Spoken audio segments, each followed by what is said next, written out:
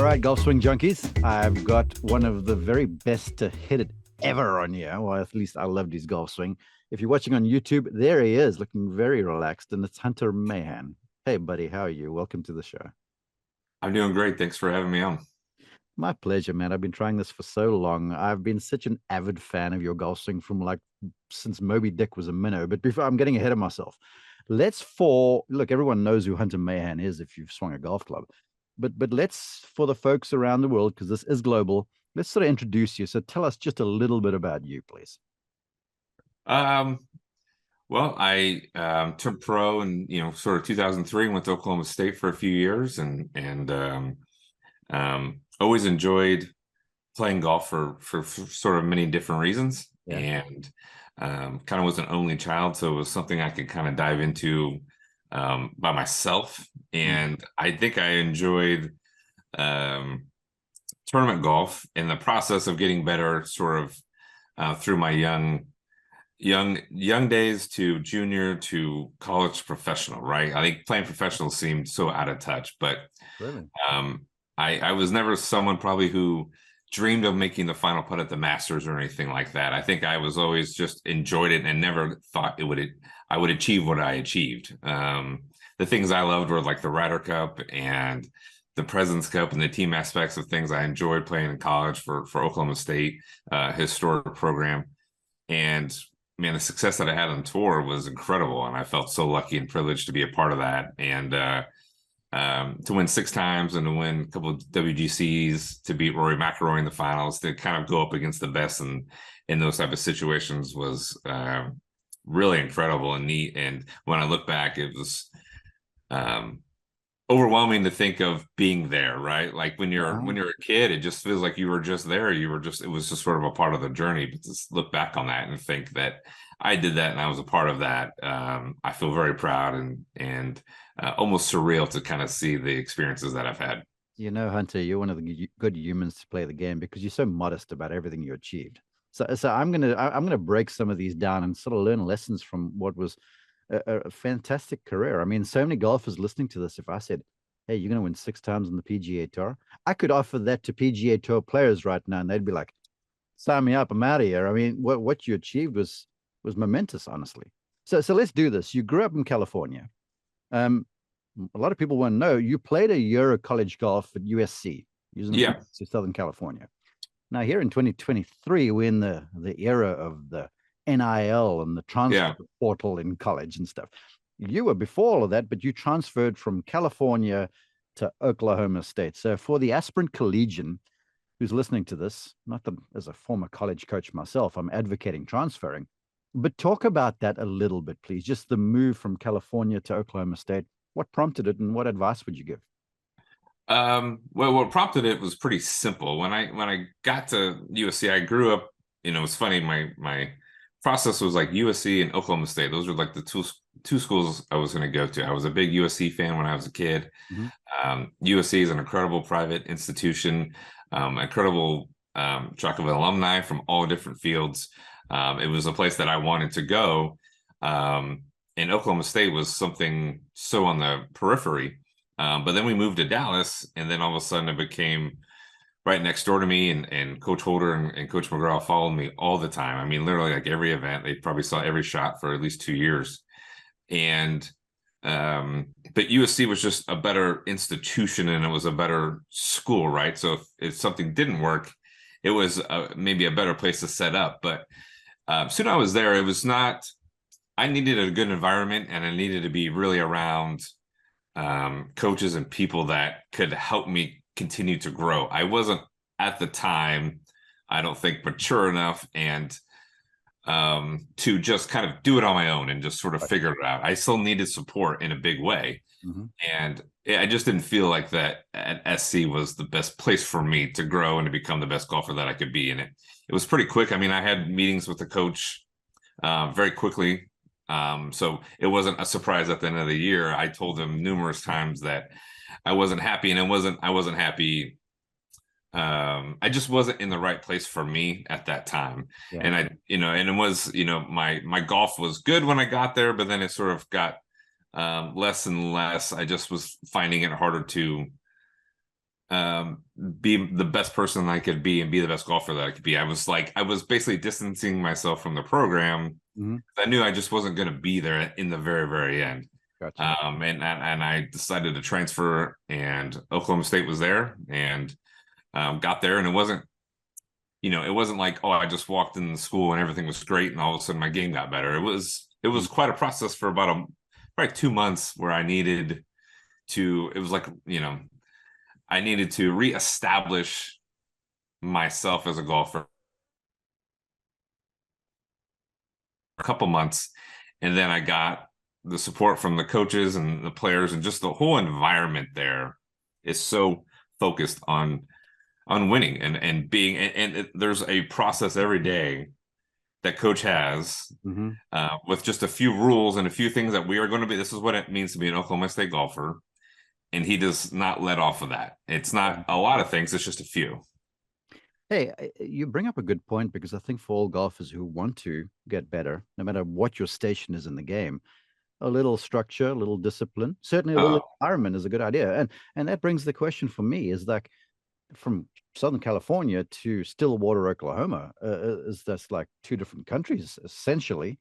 I'm wondering about just playing under different conditions. Going to like super windy conditions. If this helped you develop completely as a player. Sure. So one of the coach's big things was toughness, right? Mental toughness, day in and day out. And sometimes when it was, you knew you're gonna have qualifying, and like there wasn't like a scheduled team practice every day. That was sort of like, well, you're gonna practice because that's why you're here. Gotcha. So he didn't. It was one of those things that didn't need to be said, but you knew qualifying was going to be any weather or time of day. Like, it was just going to happen, whether you thought it was maybe a little too crazy, and if it was windy and if it was challenging, it might count double. So he was always pushing and pushing and pushing Cool. for the mental toughness side, and to always be prepared about what was going to be happening. And he always wanted to put pressure on you as a player. And so it clearly, playing, we played Stillwater Country Club there, and then we played, Cursor Creek, which is, it was fun to have two different places to play. And Cursor Creek's a very challenging golf course. And so that itself had mental challenges to play.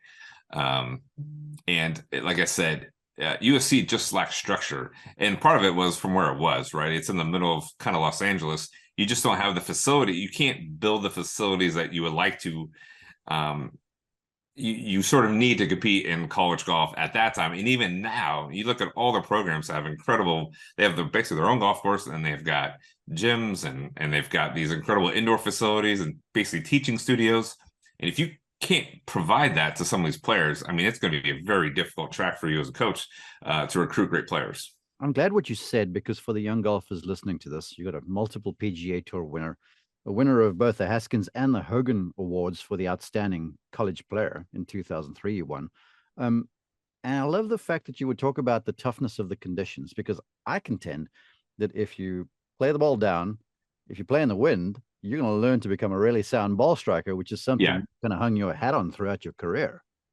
Yeah, coach always said the wind doesn't affect a well-struck shot. So, there you go. He thought if you just hit it straight with that, no kind of spin, no kind of curve, the wind's not going to do much to it. So he was very much focused on thinking great ball striking was a key to success, right? And I think we've seen that through it's the truest.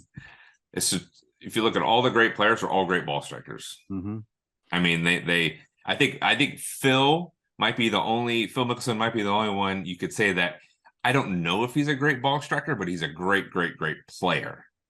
So, but you look at Hogan and sort of Snead and Watson and Nicklaus and Tiger, right? I mean, those dudes go in the reins and it's just a stripe show. And the ball didn't really move much. Really strong technique in all those guys. It was kind of their own, but there's a lot of similarities between them too at the same time. And ball striking is something that puts you in contention every week. Whether you make putts or not, that always seems to be, a magical system, it's just kind of a thing that happens and it doesn't happen. But at the end of the day, if you can hit it good and you stripe it, you'll be there over and over again. Like Victor Hovland, I think, is a good example of an Oklahoma State player who just every shot just seems to be really, really, really solid. It is. He hits it on the button every time. Hey, Yeah. I want to ask this. Because I've watched you from afar, you know, from announcing on the tour and such like that, and being a teacher deep down. When you were in college, because you speak of being a technician, and I would say so without knowing you, that you were certainly a golf swing technician. Yeah. Did through your time in college, were you working on your golf swing, or you working on just becoming a more rounded player who had more shots, that dealt with pressure and adversity and stuff a little bit more? So Coach Holder was kind of a golf machine guy. I can see that in you. No, so I don't know if like your listeners might be wondering what's the golf machine. Well, I think it was a book like in the maybe 80s, maybe even 70s. I kind of broke down the swing from a technical perspective. Now I haven't seen it in a long time, and I'm not sure how it relates to today. Trust me, they're still around. We've had a few golf machine. They're still around, and you know, it builds the framework for what are actually more players than what you would think. Are actually doing when they're during the swing. So I think the golf swing itself does have certain. It is not. I don't think it's up to interpretation. I think there are certain things that you need to do in the golf swing to be a really good ball striker. Yeah. Now, how you get there in a certain places is sort of maybe up to you. I think things depend on the grip and how you release, and there's certain things that do happen that creates an individual style. Mm-hmm. But there are certain things that happen in the golf swing that sort of have to happen to be a great ball striker. And so Coach helped me with like some sort of my technique along the way. He was always good, because you do have to. There's always a fine line of believing in something and then being able to take in new information and kind of balancing that part of it. You really do have to have your sort of ideals and what you believe in. And then you got to be able to slide in the new stuff and see how that kind of works with your framework. Let's talk about self-belief a little bit. And maybe I'm putting the cart in front of the horse, because I've got things that I do want to cover here. But I think of Coach Holder, who was like one of the doyens of college golf coach, right? One of the greats ever. Yeah. And he cut a pretty intimidating figure. Yeah. Back when I was coaching, not that I'm intimidating, but my last name rhymes with a Masters champion. And so young freshmen who would come onto the team, they'd almost feel the pressure of having to perform in front of me.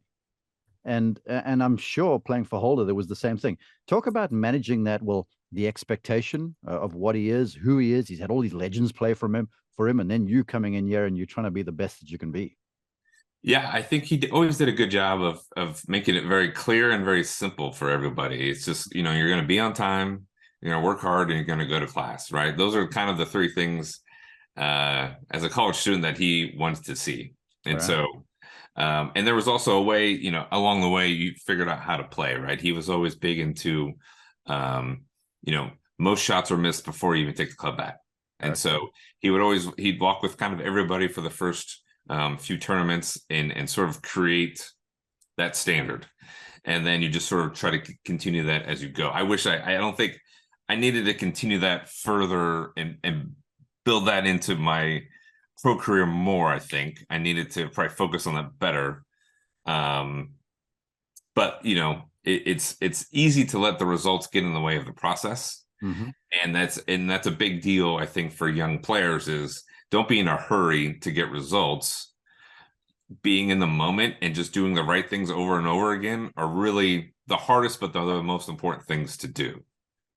The Reverend Hunter Mahan preaching over here. Okay, let's take you from college now into the pros. You earn your card first go after the year 2003. Q school, yeah.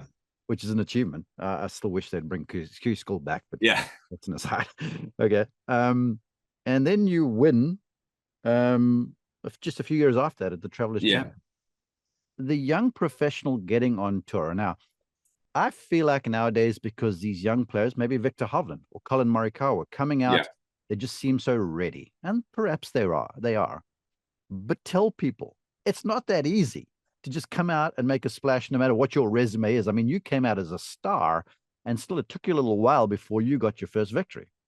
Yeah, I think golf, like professional golf now, is a lot younger now than it was when I played. Yeah. When I played, I remember, Vijay Singh was in his 40s and playing great. Even Phil, Yeah. Kenny Perry had a resurgence in his 40s. There are a lot of really good players that in the mid to late 30s and going into the 40s almost found their groove. And now it feels like guys are coming right out of college and you sort of know how good they are. And they come out and have incredible results. Colin with 2 majors already. Victor's won 4 or 5 times on tour. I mean, it seemed like instantly, Bryson came out and was great right away. It's definitely a different game. It's definitely younger. It's more athletic. These guys are bigger and they're stronger. But I also did grow up in that Tiger era where it felt like Tiger was on every cover and everything was about him. And so many players were trying to be him because that was the template for you to succeed. Yeah. But I think I look at these players now, they're all so unique and they swing their own different ways. And I think that's really powerful. And that's why they're having good success because they're not trying to be anything other than who they are. And I definitely dealt with that my first few years. I mean, it was expectations and traveling and playing and being on your own. It's a lot sort of to deal with. And so it took a few years, but then all of a sudden, that confidence and that drive to kind of keep getting better and keep pushing for new goals sort of came through in 2007. The pressure of it, the nerves. So you contended some, and then you win the Travelers in 07.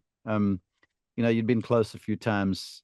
The stretch, the final stretch of holes there, you got 15, the reachable 4, and then 16. Yeah. 17's a hard par 4, 18 back in the day was not the driver in the way it's nowadays. They're sort of pressure packed holes there. Talk a little about just, okay, now I'm this guy I'm looking for to get that first win done. It's not as easy as people think. Just take us there for a minute. Talk about the mindset, the emotions, what you felt. Talk about it. So I remember going on the range that morning and warming up, and I felt really good. I felt really prepared for the challenges of the day because I knew it's just not going to be easy. Winning never is. Yeah. And so I knew that this was going to be a grind, but I felt like it was my time and I'm the best player this week and I'm going to get it done. I just sort of felt that going out there and playing. And I love the golf course. It was so fun to play. It had a great mix of holes, right? Aggressiveness. You can be real aggressive, be challenging things. And like you said, that back nine there is not so much can happen. And I remember, I think we bogeyed, just kind of made some silly mistakes kind of on like 16 and 17, lost the lead. And going in 18, we were 1 down, and it was, for something that takes so long, about 5-hour round, things happen so fast. They feel like they're just spinning out of control. We did in the left bunker on 17, and we're like, okay, we're steering water. We got a back pin. We're like, this is like where things can go really awry.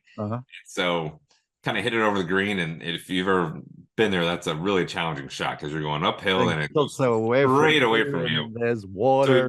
So, I mean, we're just like, okay, we got to 18 and hit a great drive. He had a good shot in there, but obviously we hit it closer and he missed it, so we had an opportunity and it drilled it. And it felt like as soon as we made that putt and got into the playoff, man, we were in charge again, and obviously stiffed it. But it's just. There's so much to go through that day that it is purely it's such a mental grind to win. It's really challenging. And, it's funny when you see guys like, Justin Thomas or so, they haven't won in a year and it's like, oh my gosh, it's outrageous. It's crazy. And it's like, well, yeah, I mean, he's not really playing that good. Golf is a very cyclical, it's a storm, you're on the ocean and it's going to be calm days and it's going to be rough days. And it's truly it's not it's a mental grind. You said something that I love because you talk about that second shot from the sand over the water on 17. That's not easy. Yeah. Then that tee shot on the par 5 13th. That thing's not easy too because you got to walk all the way down the right. The bunker's out of bounds. Yeah. They're just certain shots that are difficult. So I want you to advise, because stuff can spin out of control, and you talked about things go fast. Yeah. Talk about gathering the mind back to the challenge at hand for each shot. Yeah, I mean golf is so silly, frustrating in terms of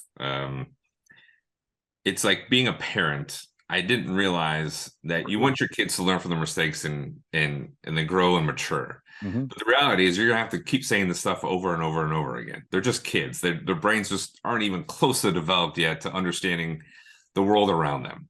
And so you have to get used to saying it over and over and over again. And as a golfer, or I think anyone in sports, is the redundancy of the same message over and over and over again being play one shot at a time and believe in yourself. It's so silly. It doesn't make really any sense. It doesn't seem that profound, but boy, is it impactful when you really need it. Being in the moment and not being ahead of yourself, thinking I need to win this tournament or I'm going to win when you're on maybe the 13th or 12th hole and you've got so much golf to be played, and being in the moment is so powerful. And just letting that be and getting your focus there, not worrying about the 3-putt you just had or the par 5 where you need to make birdie to keep your lead. Being in the moment is the hardest, but it is truly the most important thing you can do as a golfer. And I always felt like having John Wood on the bag, who was a great caddy, helped me with that immensely, because it is, when you're out there with somebody, you need someone you can trust and who knows what to say. But that is a great thing for any high school or college player to just continually focus on, is being in the moment, whether you're on a practice range before a round or after a round or wherever you are, is just being in the moment. And because stress is going to come thinking about something that's has happened behind you or is happening in front of you. If you're just in it, you're not going to be nearly as stressed as you would be trying to handle so many different situations that haven't even occurred. So true. You remind me of a quote by my hero, Bob Jones, who said, the simplest things learned are most easily forgotten. Yeah. And I'm so glad that you would say, coming down there, when it gets to the nitty gritty of it all, stuff for you guys becomes awfully simple. I was just on a show before this chat where it's like, all right, tell the viewers the difference between the lesson tee for them and the PGA Tour practice tee, or even the golf course. Yeah. And I'm like, these PGA Tour guys keep the thing.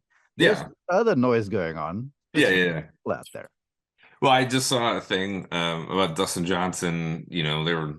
Him and Claude were talking a video or whatever, and they were talking about shaping the ball, and Dustin's like, I just hit it left to right every time. He used to hit a big draw. Now he's like, I just hit it left to right. And that's Victor Hovland just kind of basically hits it left to right.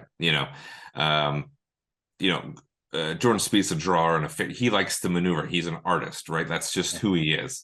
When closer he gets to the hole, the scarier, it is for everybody, because he's like the focus. Like I think he just recently said, is like, being in the middle of the fairway with a middle pin is my worst nightmare, because he visually can't see anything, right? Randy Smith was my coach for a long time, was an unbelievable coach.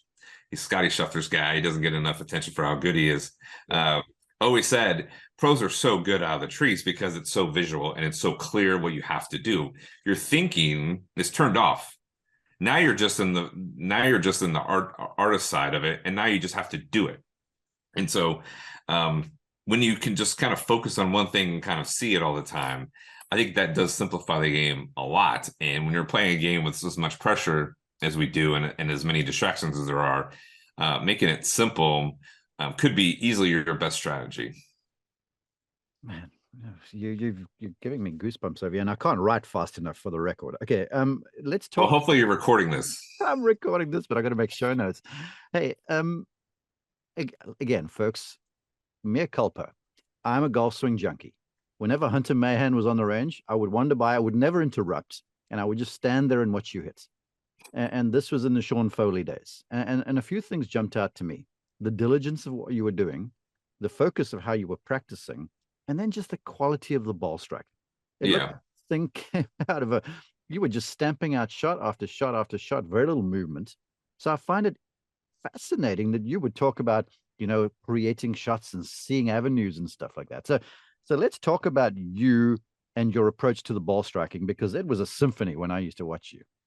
Yeah, it wasn't, it kind of would almost, as Wood would say, it just kind of fell to the left more than it was drawing, even though that's what was way more comfortable to me. Like, it might look like it could almost fall either way, but I never felt like I could really fade it. When I tried to fade it, it was just didn't work for me. It's funny when you know what, I've still got a swing sequence of yours where you were wearing an orange shirt and Yeah. white slacks in Golf Digest. Oh, okay. Yeah, that was back in the day. I Yeah, need to yeah. make myself some. And you know, the way the club passed through the ball and the way your body moved, you always Right. looked fade to me. Right, 100%. And that's what I always tell Foley. And I'm like, why isn't it fading? I feel like everything that, we looked at, right? The chest and where the chest was and the side tilt and my lower body would always run through. Um, it's just not what I did. Like Randy Smith, I remember Randy Smith had a video when I might have been in high school. And I had my right arm was kind of bent through impact, right? It was kind of a little side tilt and bent, and it was just kind of, and then I rotate through. It was almost Hogan-esque in a way. Yeah, right. And at the time, I think he went to because he was part of the PGA of America.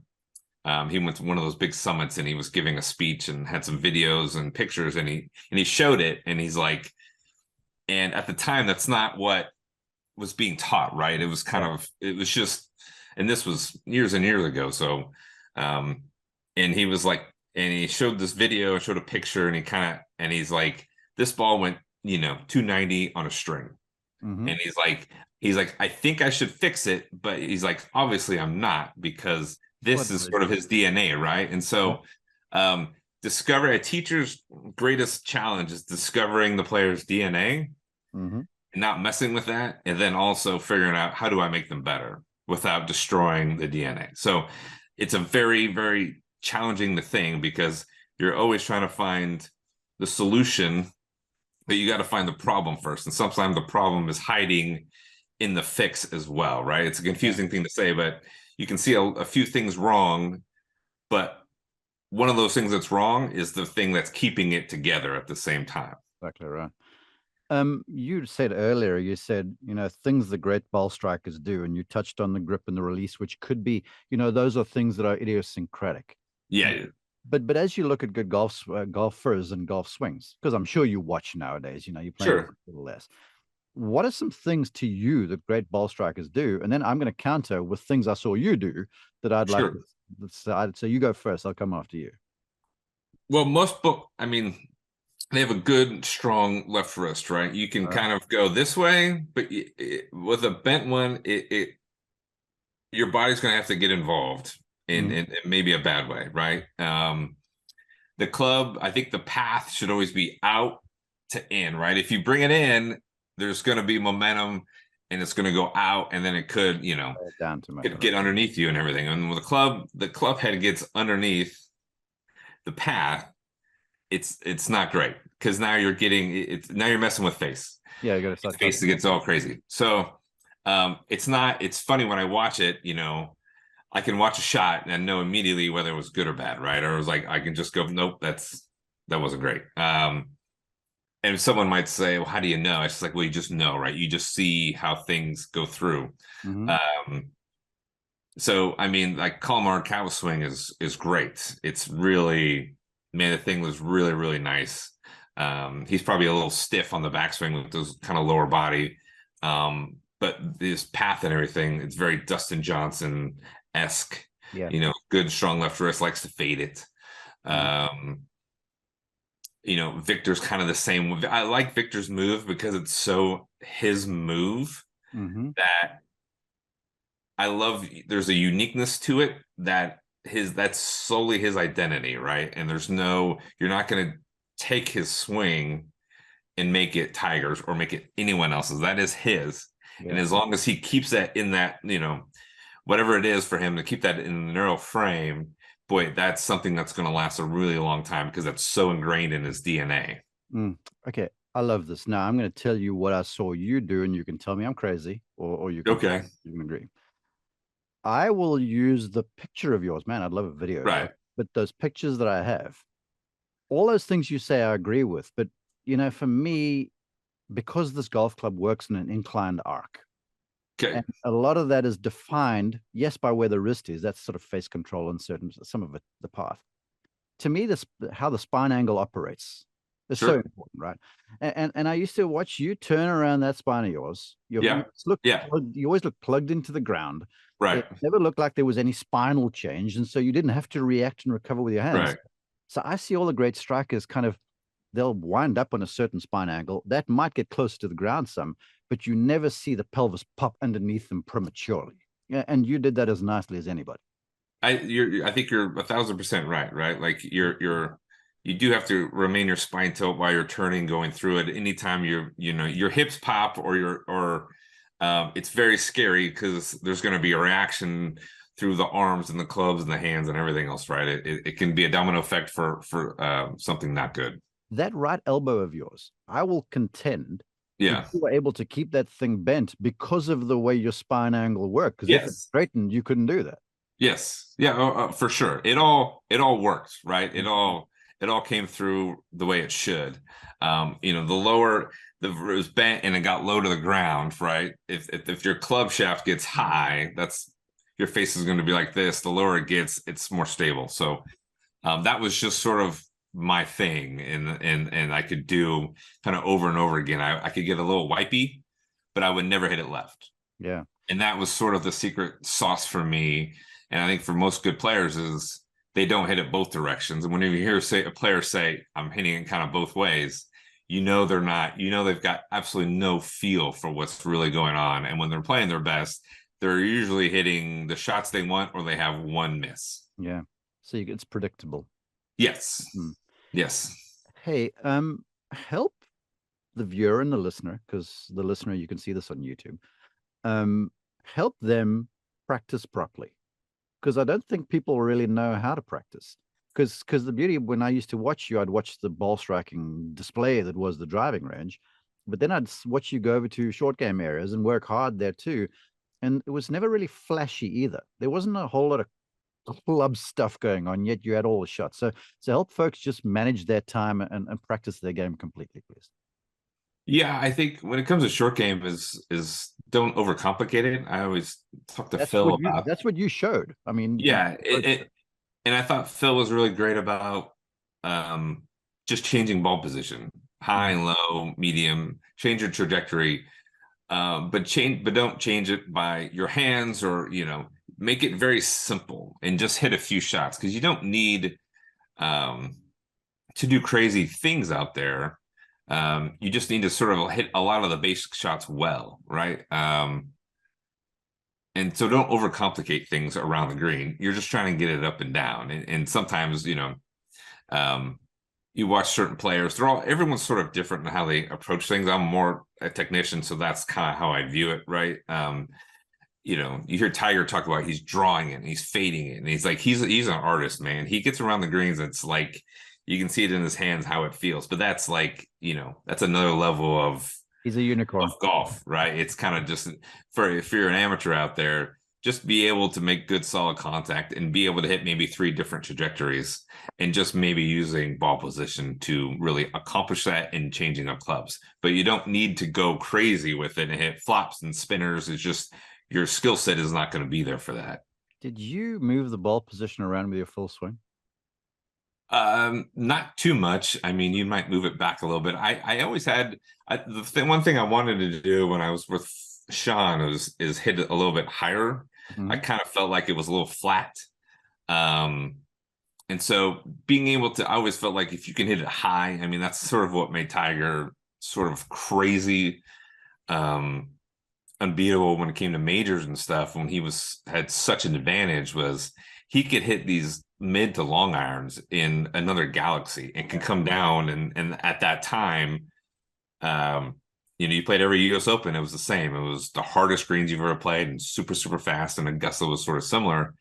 And so when he stepped on there, he was just playing, he's got 7 when everyone's got 5 irons, and he's just hoisting it to the moon, and just incredible distance control and everything. But that's what I wanted to kind of see if I could do, is raise my trajectory a little bit with my irons and stuff, to kind of be able to come into those greens with a little bit of softer ball flight. With you moving the ball forward in your stance a touch, because I guess you did that to hit it. Yeah, just slightly and everything. And so I could I wanted to I didn't want to ever dig into the ground. I never was a digger, but I wanted to compress it into the ground, if that makes sense. Gotcha. Did the because the ball position movement certainly can change trajectory, Yes. but it can change the path a little bit too. Sure. Did Sure. you move when there was that little movement? Did you notice maybe a change in shape, not just trajectory? No, not too much. I mean, I worked on getting my hands. My hands were a little back, so I want to move it up a little bit and have a stronger kind of wrist and when I gripped it, it was I'm going to cover that thing. Yeah. Gotcha. So it wasn't a lift as much as it was really compression and not so wipey. So it was more hitting the club and hitting the ground with its full bounce and just compressing the ball to where it wasn't, I would get, like I said, I get a little wipey around it, and I wanted to make sure I was compressing and kind of going through. Folks, I've gotten to watch this guy hit a lot of golf balls. The fact that you would call some of those wipey, I still find that entertaining, I guess. Well, it's a feel, right? Yeah. So it felt wipey, and I'd always aim a little bit right, and it was kind of like to kind of rotate it through. Whenever if I aim too far left, it was always like everything was ahead, and it was just wipey. It just wasn't, the contact wasn't there. Are there any ball striking sort of drills or exercises and stuff you ever did, or anything you could recommend to folks? Were you ever that guy? I always liked hitting, Sean and I like hitting a lot of like kind of punch shots. Okay. Not just short swings, kind of shorter, tighter swings and stuff. Mm-hmm. It's very basic oriented though, in terms of like really strong setup and feeling like you're going to return it there, but very punchy through to where it was like everything's sort of together and aggressive. I love that because, back in our conversation, I talked about playing in the wind, and I feel like that some really good ball strikers. Oh, for sure. For sure. I loved playing in the British Open and in any, or the Open and any sort of challenging conditions, right? Because I always felt like I had an advantage because felt like I could get it around the golf course more efficiently than a lot of other guys. Yeah. And so that was always a great challenge, and I enjoyed that, knowing that I can use the wind. Some guys like to, work against the winds and stuff like that. And I felt like if I can just hit it really solid and really straight and just use the wind to kind of come to these greens and not fight it all day, I always thought that was the easier sort of strategy for me. All right. I've kept you for a long time. Just a couple more. First off, playing under pressure, you've hit a number of good shots, but there's one that stands out to me, and this was with a putter in your hand. It was at the Ryder Cup. I think it was Valhalla. Yeah. It was the 16th green, unless my 52-year-old memory is failing me. It's 17, yeah. 17, yes. And it was all on you, and all your team were behind the green there. And you got this, 40-footer up and over a hill or something, yeah, which you buried right in the heart. So I want you to recount that story, how you were feeling, and then advise the listener, because look, that's a moment, right? You got the world watching you, and you step up and hold this putt to win your match, and basically ice the Ryder Cup at that stage, right?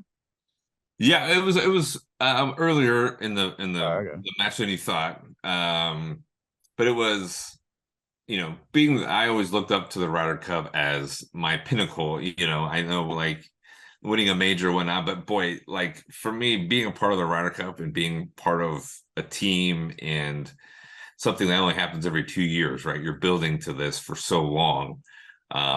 Playing was the reward, and so being a part of that team with Paul Azinger and those guys, and that was the year we didn't have Tiger, and so it was, and the European team was stacked. I mean, they were so good, so many guys in their primes, so many guys who hadn't lost in so long. I mean, like Sergio and Westwood, and guys who are just like stalwarts on that team, and also live for it, right? And so to be there and kind of be with Justin Leonard for 2 days, and Phil, it was like memories I always have, right? Those are the things that really I think about all the time, and it's just an incredible opportunity to have been a part of that.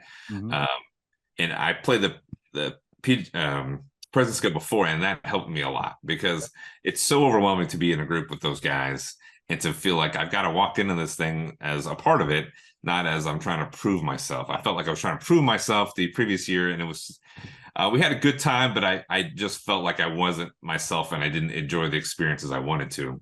So to the next one, playing with Justin Leonard, knowing that the emotions of the event were going to be there, and I didn't need to bring anything. I just needed to find my center, my peaceful place to go out there and play and just be a part of it. I remember making a putt early on. It was for birdie. It was like I think it was Friday. All right. Tied up to just tie. It was early on, but it just felt huge to me because I think we were 2 down after 3, and then all of a sudden we got it back and we were tied, and it was sort of like, okay, I'm a part of this now. I know what to do. I don't need to try to win. I just need to keep doing what I'm doing. And you dream of doing something crazy and big like that, to have the cheers like that and to have all the crowd on your side. You can't really explain it unless you were, for a golfer, right? Because you just don't have experiences like that to have so many people seriously rooting for you. All right, talk about that putt. You've been awfully modest about the whole thing. Folks, well, I mean, it's probably it was not a great approach shot in there. The pin was kind of way left over that ridge, and we have led all week, and so I was one of the first guys off, and got the putt was up and over a mound and needed to. Paul had a good shot in there and was obviously in the stronger position there, and the hole got in the way of a putt that was probably going too fast, but it went in, and pretty crazy moment in history. What's the mindset? Okay, you've been there with putts to win a tournament. What's the mindset over the putt to win the tournament? Help the folks, please. I mean, I think it's there's so many things that are so personal when it comes to putting, and then when you're trying to win, it's really easy to be I think too tense, right? It's really easy to not try to make mistakes to putting, and I think the key to putting is always seeing it go in and seeing it with the right speed and sort of matching the practice stroke, right?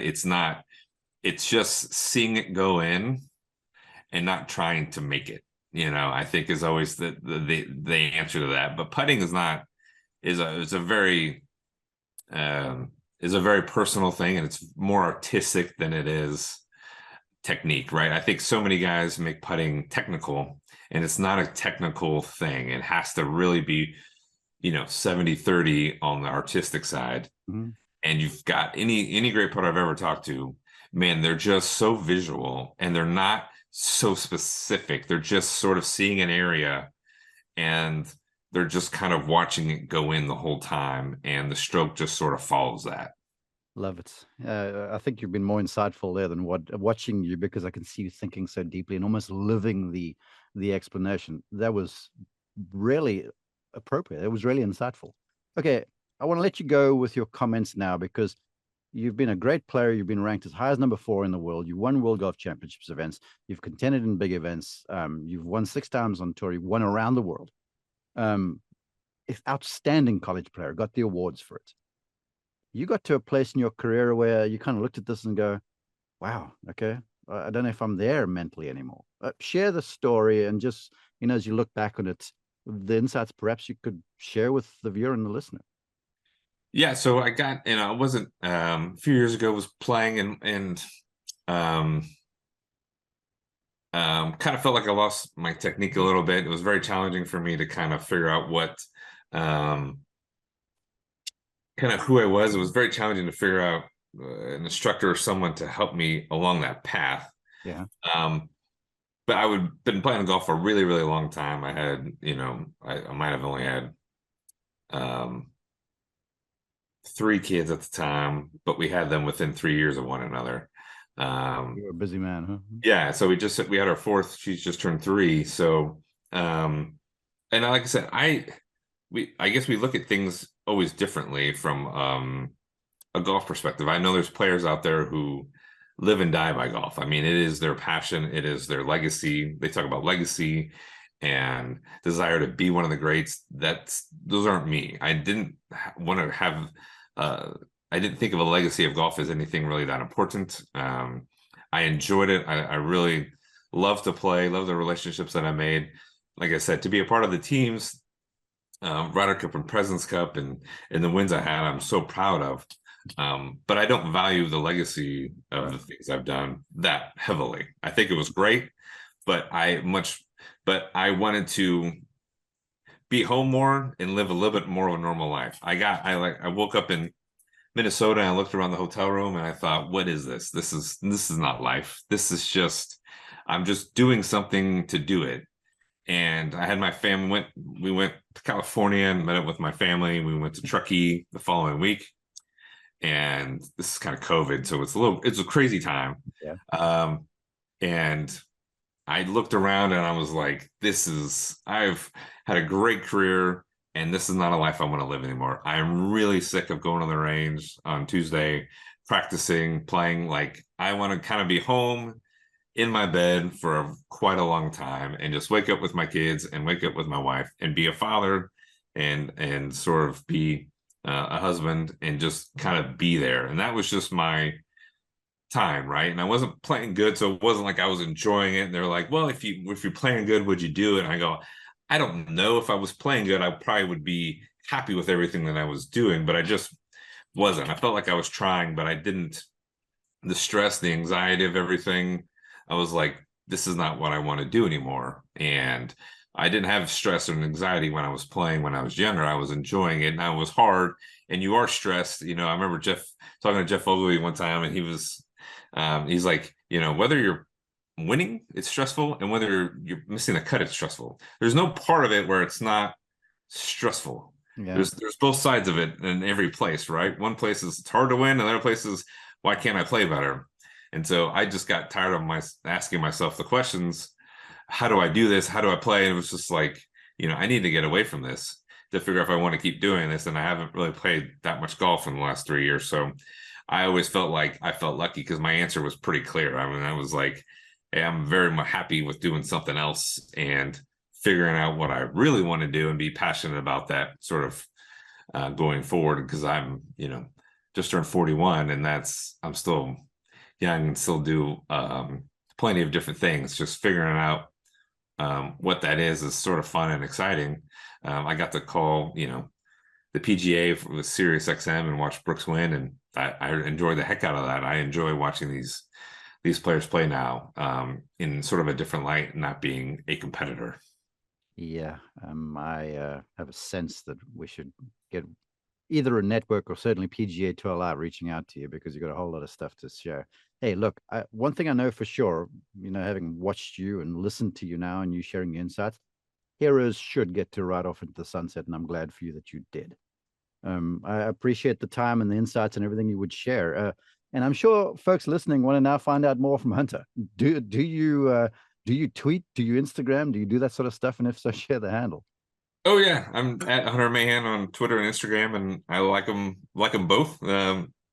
More addicting than they should be, but it's fun, and golf is in sort of a crazy place now. So it's crazy to see how everything's going. But man, I'm very.